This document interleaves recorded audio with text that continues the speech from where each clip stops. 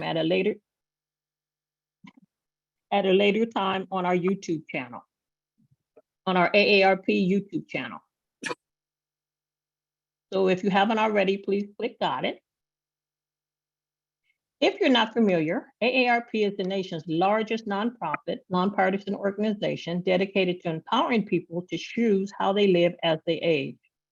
With nearly 38 million members and offices in every state, AARP works to strengthen communities and advocates for what matters most, with they focus on health security, financial resilience, and social connection.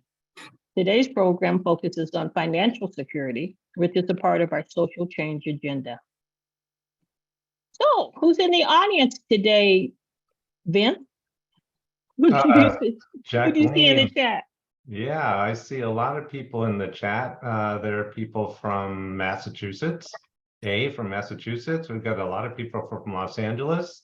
Jay from Los Altos. Alton from Pixley. I've never heard of Pixley, but maybe I'll go there sometime. Brad from Lodi. People from all over California. So, thank you all for joining us today. Thank you, Vince. So let's start with today's trivia question. How often does the government print new money? Put your answer in the chat. Do they print every day, every week, every month, twice a year? What are some of the guesses you see in the chat, Vince? I see a lot of A's. Oh, some D's, a bunch of D's. A lot of D's. Every day, A's. A lot of guesses all over the board. Okay, well, the answer is every day. The Bureau of Engraving and Printing prints money every business day, both in its main facility in Washington, D.C., and its branch plant in Fort Worth, Texas. On a typical day, between the two of them, they can print over $500 million worth of currency. The Federal Reserve Board places an order for currency from the U.S. Treasury Department's Bureau of Engraving and Printing every year. The order is based on how much currency will be demanded by the public in the coming year, and by how much currency we expect Reserve Bank will destroy because the notes are unfit to circulate or because of other factors, such as inventory management or the issuance of new design. You know, that is very interesting. They can print and give me some. Thank you everyone for participating in the trivia question. We really appreciate it. We also, to get warmed up today, we have 2 poll questions, and we ask you to quickly submit your answers.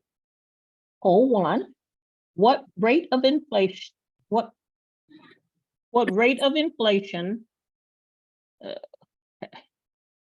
do most economists think is best? Above 10%, between 5 and 10%, around 2%, or deflation?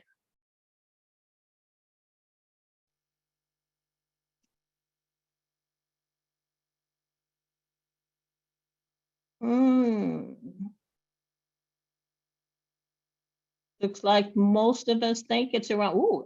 80% of us think it's around 2%. 17% think it's between 5 and 10%.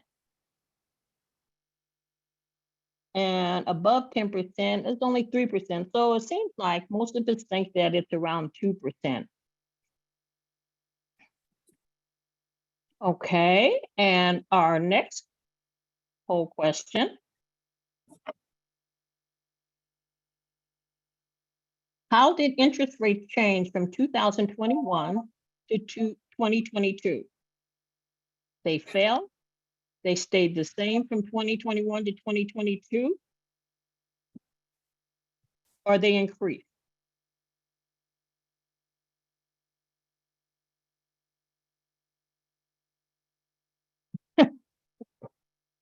It is almost unanimous that everyone thinks that they increased.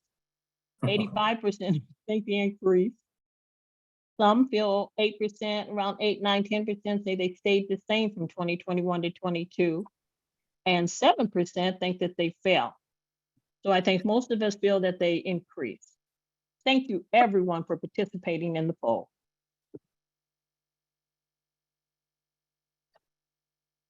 Today is the first of our 4-part series, Piggy Bank Essentials with Martin, Each quarter this year, we will focus on a different aspect of money management. And we're excited to kick it off with part one, financial climate for 2023. It is my pleasure to introduce our guest speakers, Martin Booker and Jim Palmieri. Martin Booker is a program manager at AARP, where he leads various financial education initiatives about investing, Social Security, and budgeting. Martin has a master's degree in social work from the University of Connecticut and is a certified financial planner. Prior to coming to AARP, he worked in the nonprofit sector in Washington, D.C., and developed a passion for helping people improve their money habits.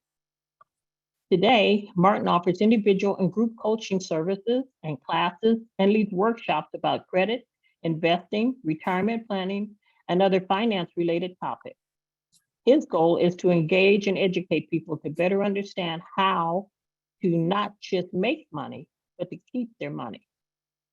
Jim Palmieri is a senior policy advisor at the AARP Public Policy Institute, where he focuses on Social Security and Supplemental Security Income, SSI, policy issues, and financial security more broadly. His work often explores the myriad ways Social Security and SSI impact low-income people.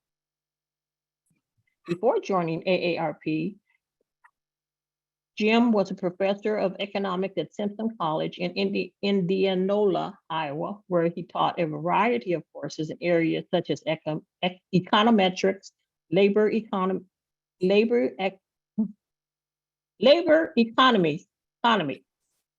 behavioral economics, thank you, and the economics of poverty and inequality. And for our tradition, here are some fun facts about Jim. Jim's an art nerd, and he likes to visit museums in DC all the time, even on his lunch break. Can't be mad at you for that, Jim. Jim recently visited the NSA's National Security Agency National Cryptologic Museum. The museum houses thousands of artifacts that collectively serve to sustain the history of cryptologic perfection, creation of military code messaging. That's what that is. Get your taste buds ready. He makes a killer sage walnut pesto over spaghetti. Oh, that sounds good, even for breakfast. Remember, please put any questions for Martin and Jim in the chat during the program, and they will answer them during the Q&A portion of our program. Welcome, Martin and Jim. Please tell us the answers to the polls. Inflation is killing us. Yes, thank you very much for the introduction. And yeah, so about 2%, a little inflation sort of greases the economic wheel, so to speak. So a little inflation, 2% is normally considered the range that the Federal Reserve tries to operate in. And then the other one related to interest rates. Interest rates generally they've increased in 2022, although they've sort of gone up and gone down a bit in terms of mortgage rates. But generally, they've increased quite a bit, and I'll show you some of that as we go forward. Thank you so much. I really appreciate you inviting me. I come to you live from HQ in Washington, D.C., our nation's capital, where things kind of work. So we say that. All right, so I'm going to share my screen. Okay. And can you all see that? Okay, I wasn't quite sure what to call this talk, so I said, oh no, not another economist. And since many of you got the answers to the questions in the chat right, many of you could probably give this kind of talk. My name is Jim Palmieri. I'm a senior policy advisor at AARP. I'm in the Public Policy Institute here. And I'm also an economist. I got my PhD at Indiana University in Bloomington. But my wife and I moved out here in 2017. We made a big switch, moved from Des Moines, Iowa, out to DC. And before I get started, I do want to send good vibes to all of you in California for surviving the recent rains. We heard about it every day here in DC. And if we don't hear the term academic or atmospheric river for a long time, I'd be happy with that. So I wish you all well. I have some family who live in the Sacramento area, and they had to deal with some flooding. So I wish you all very well. Okay, so let's go on with the economy. So the roadmap, I thought I'd sort of follow with this. I wanted to give you a sort of basic introduction of where we were in terms of the economy. And then an unwanted guest arrived. As we all know, COVID came along. And although this is not a COVID talk, COVID was such a momentous thing, and it's still ongoing in many ways. And so it provides a nice break and a nice frame for this discussion. And then I thought we'd also move on and look at some more challenges now that we're facing. The economy it is in an interesting position, and we'll see how it's moving forward. So I want to get into some of that. All right, so as an economist, there are lots of things you can look at in the economy to talk about where it is. And so economists generally look at three major things. So we want to know what is sort of happening with output in the economy, what the amount of stuff we're making and the value of that stuff. We also want to look at what's the labor market, what's happening in the labor market. And then finally, we want to typically know inflation, what's happening with prices in the economy. All three of these things are very important in terms of macroeconomy. You can look at other things, but for the purpose of this talk, I'll just focus on these three things. So this is from the Federal Reserve Bank of St. Louis, their FRED database, which is a wonderful, wonderful database. And what I have shown here is a graph of gross domestic output. So it's GDP is the total amount of stuff that we make. And this is adjusted for prices. So it's taking inflation into account. So it's what's called real gross domestic product. Now, the light gray sort of vertical bar there around 2008, as you probably imagine, that refers to the Great Recession, right? So typically recessions on graphs are shown by gray bars. And that recession was very serious. As you can tell, it lasted quite a long time, and which was a big problem. And you can see, as you might expect during a recession, output, the level of stuff that we make tends to fall. And in that recession, which was very severe, it did. Since that recession, since about the middle of 2009, you see a market increase in GDP. And that's good, right? That we're making more output, that tends to be good. Now, if you notice, around 2020, right at the beginning of 2020, I sort of have this blocked out for you because there's going to be a nice story there. You can probably see what's going to happen, right? So this is right up until, January, we'll say, of 2020, when things are looking fine. And then all of a sudden we start hearing about things that are changing in the economy. So GDP looking good, right? All right, unemployment. This is our old friend unemployment. And as you can imagine here with unemployment, unemployment would tend to rise during or after recessions. And then it tends to fall as we have expansionary periods, all right? Now with unemployment, sometimes the worst of it, unemployment will lag a little bit behind what we call a business cycle, because it takes time for people to find jobs. It takes time for employers, if they want to let go of some of their employees, to do that. But generally speaking, during good times, unemployment rates tend to fall.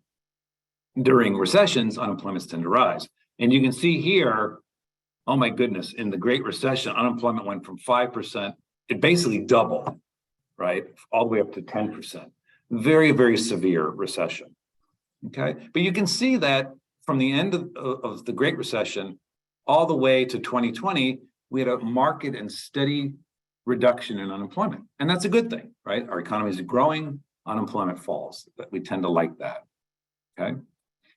All right, and then inflation. So we had inflation, and this shows sort of annual inflation going back a few decades. And you can see that generally, the Fed has been pretty good around 2%, especially in the last, say, 10 to 12 years, right? So you figure 2%, we've actually been under 2% in a number of years more recently. And so the Fed's been quite happy with that. And then, of course, that's through 2020. And then the pandemic hits, and then we'll see what happens going forward. Okay. Then along comes COVID. And COVID, COVID sometimes, in some ways, it seems so 3 years ago, right? And it was 3 years ago, almost 3 years ago, right? A massive upheaval in our economy. And I wanted to ask you all to put something in the chat. There were some sectors that were hurt a lot more than others. So if those of you with your computers with you, just type in like a sector of the economy that got really hit hard by COVID, in those first few months especially. So if you would just put, I'm curious what you say. Yes. Exactly. Hospitality, travel. Oh boy, I want to travel again, right? Tourism, yes. Food, theater. Oh, theaters, yes. Right? All the many things, utilities. A lot of different areas that really were impacted. Medical. And medical's an interesting one, right? In some ways, certain areas of medical might have seen more demand, more business. But for people, for example, in dentistry, visits to dentists were way down because many people see going to the dentist as something you can delay. Routine, visits for routine medical care went way down, right? People kept back. They didn't want to go to the doctor and that sort of, and doctors were closed, or many offices were closed. Any businesses or sectors that were helped by the pandemic, and I hate to say help, but where demand maybe increased for their fitness, tech fitness, right? Excellent delivery services. Food delivery, yes. Online, right? Yeah, tech departments. I mean, at ARP, we went from, I was going into the office 4 days a week, and we were going, with the pandemic, we weren't going in at all. And it was very different, but all that tech, right? Online meetings and stuff was very, very important. Yeah, thank you. Thank you for all that. Wonderful ideas. Okay, now, so the recession hits, right, with a bang. The economy closes down. The second quarter, Q2, second quarter of 2020, 31% drop in output in the economy. Like that. I mean, this is not something that economists, what we know what to do with. Even the Great Recession didn't drop this fast, right? But then in the third quarter of 2020, the economy comes roaring back. All right, so GDP increased by 33% in the third quarter. In large part, it was because we had a very, very strong government response, extremely strong, which we kind of forget about what the government actually did, but it did a lot, and I'll highlight it in the next slide. The recession that we had, and we did have a recession, a COVID recession, it was the shortest in US history. It was only officially 2 months long. Now, who determines that? It's an organization called the National Bureau of Economic Research. And it's a bunch of geeky economists, geekier than I am, if that's possible. And they go together and they get together and they look at output, employment, all these things. And they officially date business cycles. And they said it was 2 months long. All right. Again, the Great Recession lasted a year and a half. So it was much, much more severe in terms of length of the recession, the Great Recession. And it's something to always keep that in mind. No two recessions are the same. They're all different, right? Because different things cause them, different things get you out of the recession. Okay. So, and my screen is, oh, here we go. Okay. Very quickly, there were lots of different pieces of legislation that were passed to help the economy work through. The two major ones were you remember the CARES Act from 2020. It was only about $2.3 trillion. You know, the American Rescue Plan Act of 2021, another 2 trillion, right? I mean, what's a few trillion among friends, right? That's sort of what we have. You know, remember the direct cash payments that were made? They extended unemployment benefits. There were mortgage forbearances. They increased child tax credits, loans and grants to small businesses, money for colleges and universities, student loan forgiveness, right? Money to support airline workers because the airline industry was devastated, right? Absolutely devastated. No one was flying. money for public transit, money for hospitals. Was this all spent efficiently and wisely? Probably not, right? But it was felt that at the time we had to get the money out so quickly, it was better to just get it out there and lessen the effects of the recession than to just quibble over it for 9 months and wait and have people really suffer. So these are some of the major things that they had that went on. Okay, as an economist, there are lots of things I can try to reason and think about and foresee, right? One thing that I did not see coming was a toilet paper shortage. Remember that?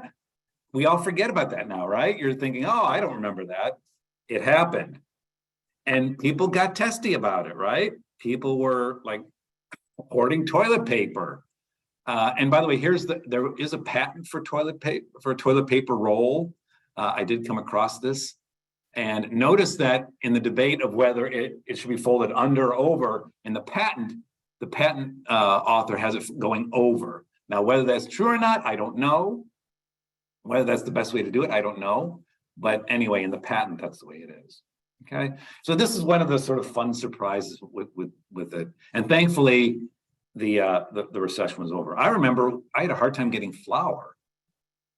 I remember so many people started baking their own bread. I couldn't get flour, and so I couldn't do anything without flour. Okay, so now I have the same graphs, but now I include the later years, and you can see here the huge drop off in, this is gross domestic product in that quarter, right? And then the huge bump up. Okay, and we've been increasing since then. 2022 has been a little mixed, and I'll talk about 2022. But we're really coming back, right? So this recession was really extreme and really short, okay? Now, that doesn't mean there haven't been long-term changes and long-term impacts. Certainly, employment among older workers has been impacted and is continuing to be impacted. And there are other things in the economy as well. But macroeconomically speaking, from the whole economy-wide, a lot has come back, okay? Contrast that with the recession from the Great Recession from 2008. You had a not as steep increase in unemployment, but look at how long it took the unemployment rate to come back from the beginning of the recession in 2008, the beginning of 2008. We didn't get back to the same unemployment rate for another 8 years. Unemployment rates were elevated for an extended period of time from the Great Recession. Contrast that with more recently, a huge bump up in unemployment. Unemployment went up to almost 15% in this country because of COVID. But that was very short term, right? It comes back down. And, about 2 years later, unemployment is roughly about where it was before, right before the recession took place.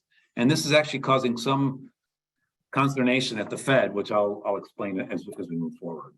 Okay. Inflation. Oh, everybody's talking about inflation now, right? We talk about 2%, right, as being sort of an idea. Well, we're kind of way beyond that now, right? 2021 actually had higher inflation, and it was more severe. 2022, the first half of the year, inflation was a problem. It was still increasing a fair bit. The second half of 2022, inflation's really started to come down. And so you're starting to see where you're not worried so much about inflation per se, but we'll have to see if the Fed will still keep doing things to try to rein inflation in. Inflation is definitely slowing, but it's still much higher than the Fed likes to see and what most macroeconomists like to see. Okay. So the economy now, where are we at now? Well, we kind of have all of a sudden we have supply chain problems, right? It's like, where did that come from? I go to my store and it's like, oh yeah, you can get a new, a new mirror or whatever, but it's going to take 6 months to get it. I'm like, what? Oil price shocks. We have those, that's always, that oil price shocks are sort of the gift that keep on giving, right? They just sort of keep going.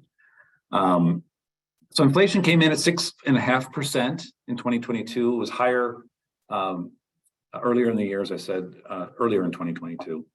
The Fed has increased what's called the federal funds rate target 7 times in 2022. Okay, that's extremely aggressive. That is the Fed saying, okay, we really want to reduce demand, because by the Fed raising the federal funds rate target, it also, that impacts other interest rates in the economy. Mortgage rates will tend to increase. Okay, borrowing costs go up. When borrowing costs go up, firms tend to borrow less, they expand their companies less, people tend to maybe save more and spend less. So higher interest rates tend to slow the economy down. Okay. Also, as you might imagine, higher interest rates tend to be bad for the stock market, right? Because people start shifting resources from stocks to higher interest paying bonds. The S&P 500 was down 18% in 2022, which was, yeah, I don't look at my statements when it happens like that. GDP was up slightly in 2022. It was down in the first 2 quarters. It was up in the third quarter. And just this morning, they released the early numbers for the fourth quarter of 2022. It was also up. So GDP is still going up, which is something that, again, economists are paying attention to and they're minding. Unemployment remains low, folks. It's still 3.5%. That's really low. So it's still a rather tight, pretty tight labor market. Okay. All right. If you want a picture of the Fed slamming on the brakes, here's the Fed slamming on the brakes, right? When you raise the federal funds rate target that much, and again, that's connected to all the other interest rates in the economy. It's saying if you can borrow, but it's going to cost a lot of money. The housing market in the DC area has really slowed. It really has. And it's not just because I think people, because they're commuting more or they're teleworking, but with higher interest rates, it's just the demand just isn't there. People just do not, and they can't borrow, they can't afford it. So that's something to watch out for. Again, another surprise I have, you have lots of surprises. I didn't see the toilet paper issue coming.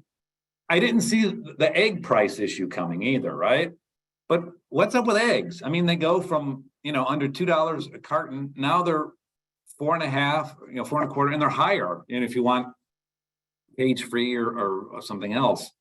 And apparently I did some background work on this one. There's been an avian flu that's affected hen laying eggs, but not chickens that we consume for meat, which I didn't know. I didn't know there's a difference, but there is. And so the hen laying avian flu has caused a problem with eggs, and that's nothing to squawk about. Okay, sorry.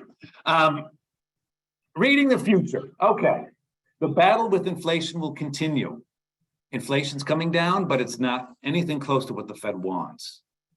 And some of the Fed board governor members have already said, look for at least a 0.25% increase in the federal funds rate target. And they meet next week. The Open Market Committee meets next week. Look for the Fed to raise rates. Interest rates will remain higher than pre-COVID longer term. You can expect that as well. The stock market's, I want to be optimistic. The stock market is going to do better in 2022, I believe.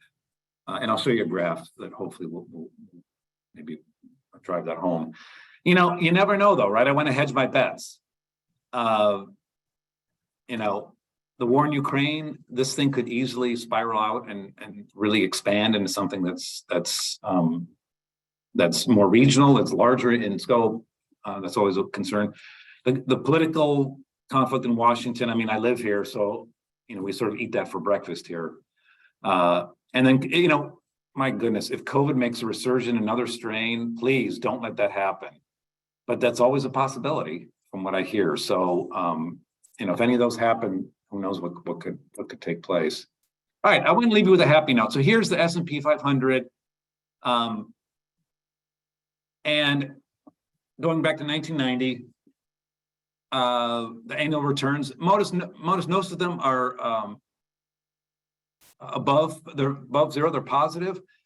Only a few years they're negative, some years very negative, right? 2008, in here. But notice that in many of the years where you have a down year, you oftentimes will have a year or two after that or more of up years in the S&P. So I'm hoping that, we have this down year in 2022. And I put a lightning bolt because I wanted to have some sort of charge in this chart. I'm hoping this will be a positive one for the S&P in 2023, hopefully, right? Let's hope. Okay. Oh, and sorry. And with that, I will turn it over to Martin. All right. Thanks, Jim. Thanks for sharing all of that great information about the economy. Those are a lot of things that I did not know. You actually just taught me a lot, so I really appreciate it. We definitely needed to know those things and very important information for us. So we appreciate you. And I'm going to dive into the other parts of our presentation where we talk about we talk a little bit, we're kind of coming from the macro level now back to the micro level. So we're going to talk a little bit about us and some of the things that we need to know. So we're starting with something very important, something that we're all either thinking about or have been working on, which is our taxes. We're going to talk a little bit about taxes first, and then I'm going to dive into some of the things that we need to know about the holidays. We're coming off the holidays, so we've made our resolutions, we're managing our finances. So I want to make sure that we're all prepared for that. And then you'll get Jim and I both for a little bit of Q&A. I can imagine you have some great questions about the economy, the stuff that Jim just talked about. And then we'll also answer any questions you need to know about taxes and things like that. So to start, I want to just make sure that when it comes to taxes, that you know some of the important things that there is to know, which is to start some of the dates, some of those important dates that we have to know. And I'll share a little bit more information as well. So when it comes to taxes, first, there's those tax deadlines. We want to make sure that everyone's aware that you have to have your taxes filed by April 18th. So if you're one of those procrastinators, which I can be sometimes, you'll take your time and you'll wait a little while, but you have to know this date. By April 18th, you want to have your taxes filed. So keep that in mind. The IRS has already begun processing tax returns. So if you are the early bird and you like to file fast, just know that you are in the position where you can start now. If you haven't done it already, you can go ahead and start filing, and the IRS, they are ready for you. They are ready for you to start filing. Now, there's also these IRS estimated tax payments. Let's say that you are a contractor and you don't have taxes taken out of the pay that you receive, or you're an entrepreneur and you're making money without paying taxes on it immediately, or you have a full time, but then you just do a little bit of side work that's not taxed at the time. Did you know that you're able to pay estimated quarterly taxes to the IRS so that you don't have to wait until you file the next year in order to cover your taxes? You can make estimated payments. And if you go on irs.gov, they actually give you the option to calculate what your payments should be. So you can make those payments ahead of time. If you overpay, you'll get some back. But if you can do that just to make sure that you're not managing all of that at one time. So you can make your additional funds without paying taxes, and then file your estimated quarterly taxes. And as you see right here where it says IRS estimated tax payments, these are the dates that you're able to file those quarterly taxes. So keep that in mind. And for 2020, for any money you make this year, you can start to do that if you don't want to wait to do it all at once. So that's something to know. A nice fun fact if you didn't know. And you can follow this schedule. And just go to irs.gov to help you calculate what those taxes are going to be. And then there's the extended deadline. If you want to wait until after April 18th to file your taxes, maybe you have a good reason for it, or you're just not ready to file yet, then you have to file an extension by April 18th. So keep that in mind. File your extension with IRS, and you can go to irs.gov in order to do so. And after you file that extension, your extension deadline is going to be October 16th. So that'll give you a little more time throughout the year in order to file your taxes. So keep that in mind. These are just a couple of very important tax dates that you want to know and make sure that you're aware of. Now, if you are able, we want to make sure that you take advantage of AARP's tax aid. If you want to help filing your taxes, you could reach out to AARP Tax Aid, and you may be able to get your taxes filed free of charge. You can go to www.taxaid.aarpfoundation.org to learn more. So take a look at that. You may be eligible to have your taxes filed for free. So that's something important to know when it comes to AARP and some of the services that AARP offers. So those are some great things to know about taxes. Now let's look at our holiday. We went through the holiday season. For some of us, we had a little too much fun, right? We bought way too many gifts, or we had a lot of great outings and enjoyed ourselves a lot. Lots of holiday events. You know, we're like Jim told us, you know, we're kind of coming to that tail end of COVID. We're starting to go outside. Well, you know, numbers can still rise, but we're starting to go outside a little more. We're starting to meet up with people. We've maybe done a few more holiday events if we chose to, if we felt comfortable. So we had a good time. We may have spent a little bit more money than we did in the last few years. So with that in mind, we want to think of how do we recover, right? What were those resolutions that we made, and what are some of the financial things that we can do to make sure that we're on track the way that we want to be. So coming off the holidays, one of the things I'll tell you to start, I am the king of returns. When it comes to buying things, I'll return something in a heartbeat. And I'm very strict with my return policies. My return policies are more strict than some of your favorite stores. So when it comes to returns, I always tell people, you know, that's one of the first places where you can go and find some of your money. So to start, you know, after the holidays, you know, in some cases we bought things starting in December. Some stores will give us a 45-day or 60-day return policy. So we may still be in the window. So check first to see, can I still possibly return some of the items that I'm not, that have not been used or that I don't really need? You know, and that's a good place to start, is to look at the return policies for some of the stores where you bought things to see, can I get some money back if I'm not using that item? The other thing, check your usage. As of today, if you receive something for the holidays, or if you gave some holiday gifts and they still haven't been used, then I have a really good question. Do you think that you're really going to use that item? Is that something that that person really was interested in? And if not, then this is a good way to return an item and possibly get some money back. That's one of my I have a pretty good system where if I buy something and I'm not that interested, or if I don't use it within a certain amount of time, I probably didn't love it as much as I thought I did. It didn't bring me as much joy as I thought it would. So then I'll make sure that I return it. And in that case, pack it up, send it back, or take it back to the store. We want to make sure that we get our money back for things that we're not using.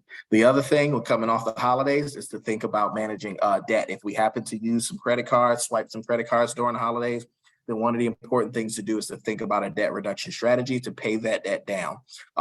So we have our two main strategies, which is the avalanche and the snowball. We can, with the snowball, what you're doing is you're focusing on the lowest, the credit card with the lowest balance, and you're chipping away at that debt until it goes away. And then you take the payments that you were making on that credit card and move it to the next one, and you pay that one down. And the idea is to reduce debt as much as you possibly can while focusing on the debt with the smallest balance first. With the avalanche, this one is, and that one's more motivational. It actually builds momentum and gets you going for momentum. Whereas the avalanche, it focuses on the highest interest rate, which will allow you to pay down debt fastest. Not pay down debt fastest, but actually pay the most expensive debt first. So you're lowering debt based on how expensive it is. So in some cases, you're not worried about the balance, you're just worried about the interest rate. So you'll actually pay down, you actually save more money with this one. So we found that the snowball can be more motivational, and it can keep you a little more motivated, and because you're seeing some debt reduced faster, or just removing some credit card debt faster. Whereas the avalanche, it's focused on your economics. It's going to save you money in the long run. But sometimes you're chipping away at a really high balance for a while, so it's not as motivational. But do which one works best for you. When it comes to personal finance, it's personal. It depends on what works best for you. So that's something to think about. And then lastly, when we think about our holidays, we may be in a position where we want to decide, let me make a little more money. Let me pay down my debt faster, or let me save. Let me replace some savings that I use. So one of the things you can think about is just increasing your income. So if there's some gig work that you can do, just kind of something on the side, shopping for folks and making some money that way, using a vehicle and driving if you wanted to, whatever it is, you can kind of work on these. You can do these things to make some additional money. There's a great part-time work from home jobs. And then of course, look around your house, the things that you're not using, you can always sell them either online or at a sale, some type of in-person sale. And make sure if you are selling online that you're making sure that you're looking out for fraud. Have someone help you out that's so that you get that second opinion to make sure that there's no way that you're being scammed in that situation. And then lastly, I want to point out a couple of great AARP resources for the very things we just talked about.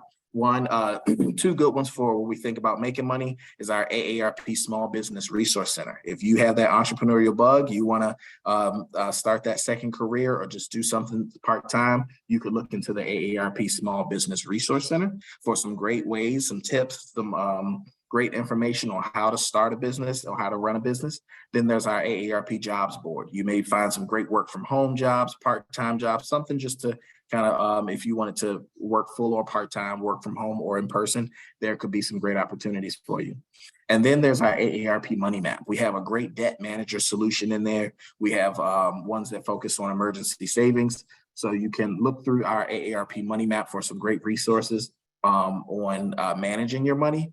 And then lastly, if you want to talk to a financial professional, you want that second opinion on your finances, then look at our AARP Interview and Advisor tool. We want to make sure that we help you protect and educate yourself on finding the right financial professional. So you could use a tool like this to do so. And at this point, I'm going to pass it over for questions. I believe Jacqueline, are you taking over, Jacqueline? Yeah. Thank you, Jim. Thank you, Martin. I saw a lot of good questions in the chat. You've given us a whole bunch of things to think about, especially with the deadline. So, Vince, what do you see? What kind of questions do you see in the chat?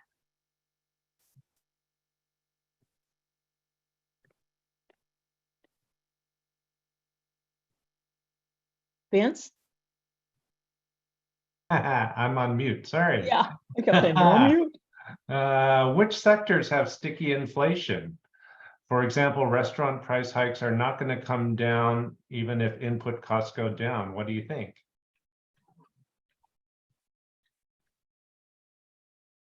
Oh, Jim, Jim's you're on on mute. mute too. You got me again. Yes. That's a really good question because some sectors can change prices very quickly in response to market conditions. Others, prices are kind of set and it's more difficult and that sort of thing. And that's one reason why the Fed sometimes they're cautious in terms of their activities. And I know some other questions related to this in the chat. You know, why does the Fed raise the federal funds rate target? Why does it want higher interest rates? There are a lot of reasons for it. I mean, there are a lot of theoretical reasons, but the main issue is that when the Fed raises the federal funds rate target, it tends to impact what we call the term structure of interest rates. So it tends to impact mortgage rates, although not as strong as other rates. It tends to impact the prime rate. It tends to impact rates that people can get for borrowing in other areas. And so what it does is it tends to reduce the level of demand in the economy, which if you have adverse supply, because we've had these supply shocks on and off over the last few years, the Fed is doing it to try to reduce demand and try to get prices back down, because they're really concerned that once you get inflation into the system and people start expecting higher prices, then that starts feeding on itself. So for example, let's say I believe inflation is going to be higher, that let's say 10% as an extreme case. If I believe inflation is going to be that much higher, then there's no point in me holding on to money now. I should be spending it now, because if I wait a year, it'll be that money is worth 10% less, right? So the idea is that inflation can start feeding itself. And remember that the Fed has a dual mandate of low inflation and economic growth. So they always play this sort of little dance, if they will. If growth is low, then the Fed will do things to try to spur growth. If inflation is too high, they'll try to do, they'll take actions to try to take care of that or address that issue. All right, we have a question. If Congress fails to increase the debt limit, will that impact Social Security payments? So we were starting to get that question. My idea with that is that's still a long way off. I fully believe, and we fully believe here, that Congress will raise the debt ceiling, that this is a more political thing. If it comes to the point where, they don't raise the debt ceiling and, they start defaulting, I mean, it's going to be really bad, not just for Social Security payments, and it could affect Social Security payments, but it would kill the bond markets, right? Because if the idea is that treasury bills, notes, bonds issued by the federal government are riskless, right? Well, that goes out the window if we start defaulting on these debt instruments. So I fully believe that they'll raise the debt ceiling like they have many times before. And hopefully that'll be the case.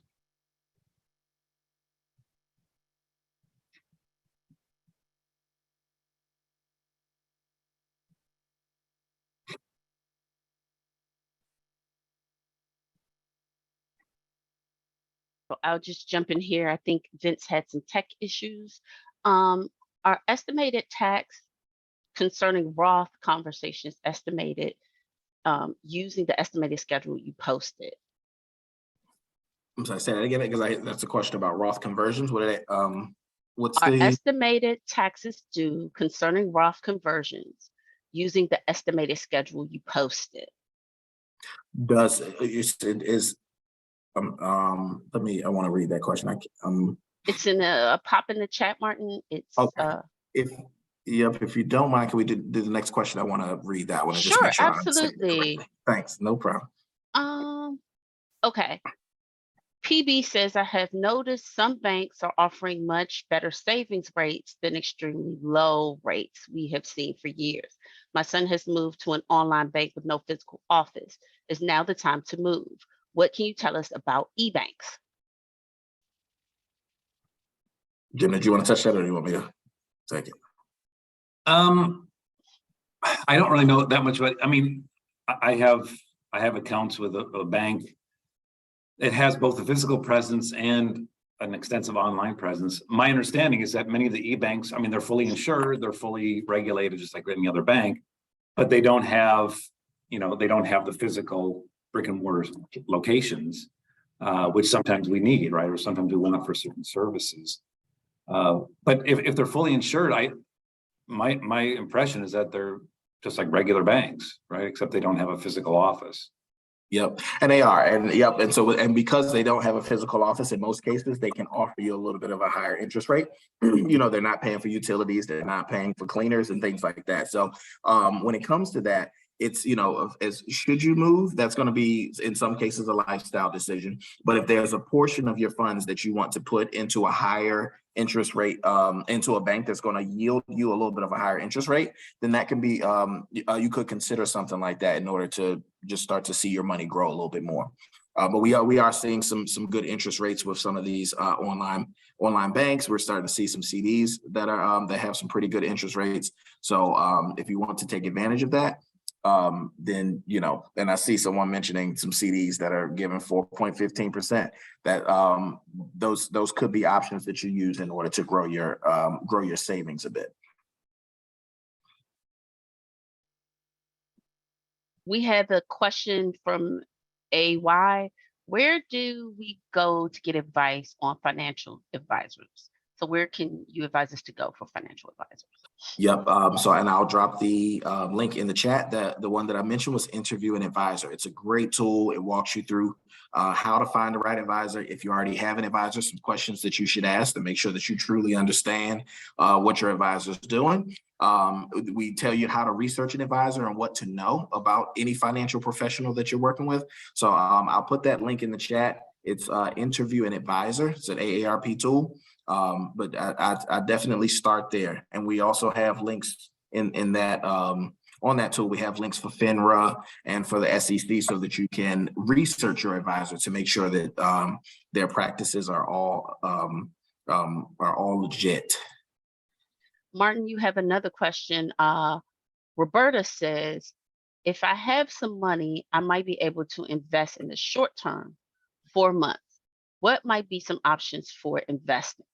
So I'll give you, when we think about so typically with investing, we are thinking longer term, right? So you want to think kind of mid to long term when you're talking about putting your money in a market. And with what Jim's telling us about the economy, we're in a place where the market where the market is a little shaky. We're not 100% sure of where it's headed. So when I'm thinking 4 months, preferably, if it's me and I want to make sure that I'm not losing money, then I'm looking at safer things such as like CDs or annuities. These are some of the places where I can put my money. We may see some interest, or we may see some growth, but it's not going to be as affected by what the market's doing. So if I'm thinking 4 months, I wouldn't think risky investments unless I have time to take the risk. So you may want to consider some of your shorter term, like we mentioned, the high yield savings accounts, CDs and annuities. I'd probably stay kind of in that space if I'm thinking 4 months. Okay, and we have a question for Jim. If the Fed rate remains low, so is our interest rates on my savings? Basically, I guess she's saying her interest rates is low on her savings. Is there a happy median somewhere? So the rates that the Fed sets with the federal funds rate target is something that does impact rates across the board with the economy. The association is sometimes it's tighter and sometimes it's looser. But yeah, I mean, just 2 years ago, interest rates were extremely low, and the Fed has kept a very low interest rate environment for quite a long time. During that period, we also had, it almost wasn't even worth it to put money in a savings account. I mean, the interest rates that I was getting at my bank, I was almost giving them my money. The rate was so low. And so it became difficult to find, I have some money, I want to put it away for say 6 months, 9 months. So I don't want to, put it in the stock market where it's obviously riskier, but the returns were so low that it almost became a joke. I think we're going to be in this environment now where interest rates are higher. It looks like CDs, I just looked very quickly, CDs, running in the 4 to 4.5% range. But they vary quite widely in that. And also with Treasury bills, they're sort of in that range as well, from what I've been seeing.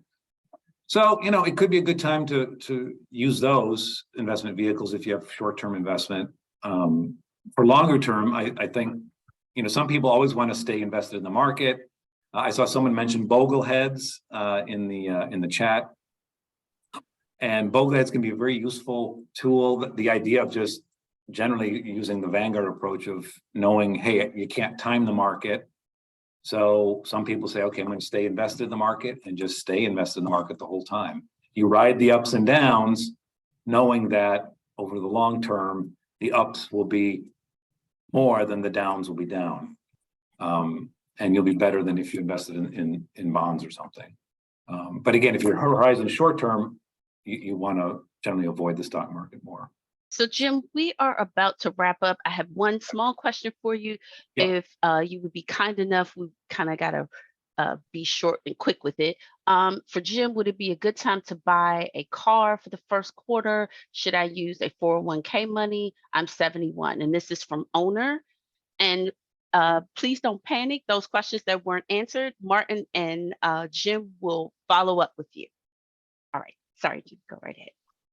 Okay. I don't know. Selling money from a retirement plan to buy a car.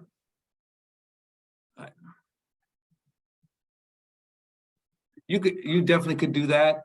I don't know. You might take, depending on the kind of 401k, if it's like tax deferred or not, you might hit some big tax bill. I don't know, Martin, what do you think? That's one where I'd probably prefer to someone kind of sit with their advisor first, or talk to a financial professional, because that's one of those personal. We want to see some backstory. We want to kind of really understand it. So for that person, I definitely go to interview an advisor so that you could, if you don't have your own financial professional that you work with, you should look at interview an advisor. That would be some pretty broad advice for us to give to a very personal situation. Like you said, I heard the age there. We're talking about a 401k. We're also talking about a vehicle, which is not a small purchase. I'd be a little careful to sit with someone that could give you some specific advice before. And I just dropped the link to interview an advisor in the chat. So I'd start there anyway to help with finding an advisor. Okay, Jacqueline?